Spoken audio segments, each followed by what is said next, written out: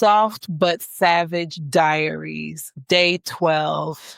The loneliness nobody talks about. There's a kind of loneliness that doesn't come from being alone. It comes from being surrounded by people and still feeling unseen. It's waking up to notifications, but no real connection. It's having conversations that stay surface level because going deeper feels unsafe. It's smiling in public and unraveling in private. And what makes it worse is that we live in the most connected era in history. Yet people have never felt more isolated. We don't talk about that enough. Loneliness isn't just sadness. It's disorientation. It's emotional hunger. It's the quiet realization that no one really knows what you're carrying. And in this culture, loneliness is treated like a personal failure.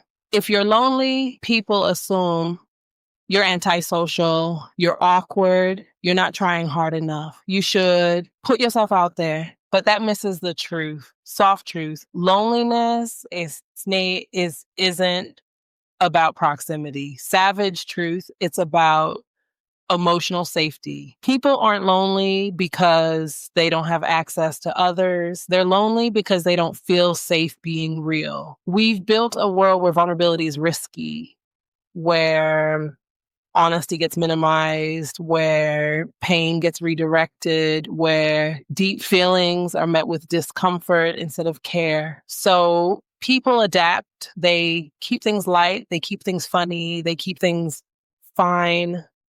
They learn how to be likable instead of known. And slowly, connection turns into performance. Social media made this worse. We see everyone's highlights, their friendships, their relationships, their chosen families. We scroll past smiling faces and curated intimacy and start wondering, what's wrong with us?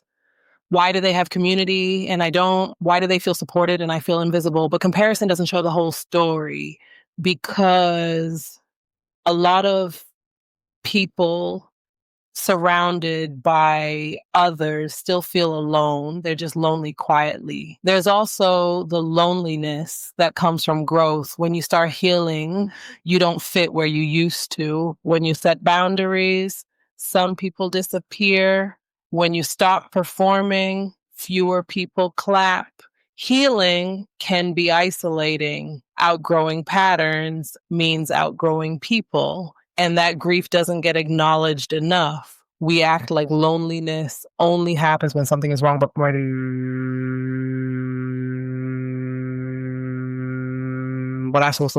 but sometimes it's the cost of becoming honest. Another layer we don't talk about: loneliness inside responsibility, being the strong one, the reliable one, the one everyone leans on. When you're always the support system, who supports you? When people assume you're okay, they stop checking, and you learn how to carry things alone, not because you want to, but because you have to. Soft but savage clarity. Loneliness is not weakness. It's unmet connection, and connection requires more than presence. It requires listening, safety, and care. A lot of people aren't asking for much. They're asking to be understood without having to over-explain, to be held without having to earn it, to be seen without being judged. But the world moves fast, empathy moves slow. So people settle for distraction instead of intimacy, noise instead of connection, busyness instead of belonging.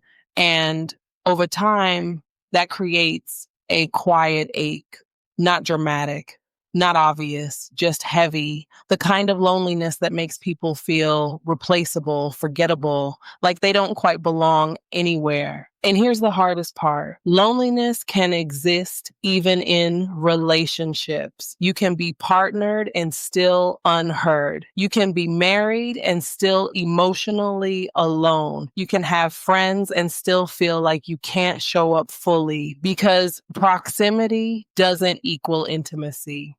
soft reminder. You're not too much for wanting deeper connection. You're not needy for wanting to be understood. You are not broken because shallow interactions leave you empty. That means you're human. Savage reminder.